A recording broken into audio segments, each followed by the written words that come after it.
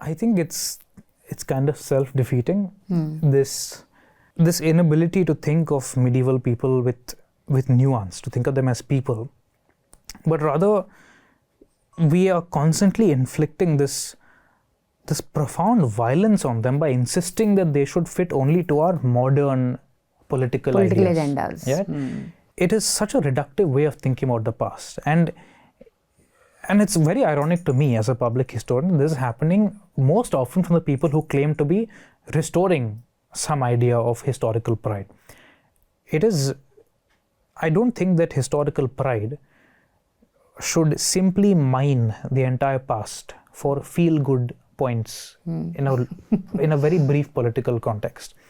I think if you want to have historical pride, the least you can do is respect your ancestors as people, respect the world they lived in as complex, and accept that it is not going to fit into our boundaries. They didn't live their lives to teach us some kind of moral lesson to make us feel a particular way. They lived their lives because that's what people have always done. And just as we disagree with our world, we find our world complex. There are things that infuriate us about it. We cannot have a full understanding of our world from a single set of elite voices. The same also applies to the medieval world.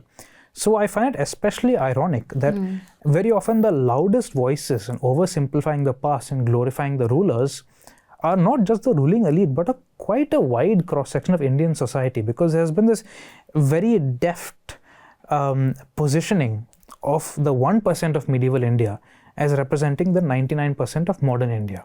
Therefore, whatever the 1% is supposed to have done is supposed to guide our political agendas today. But this is not a way that does justice to these remarkable people.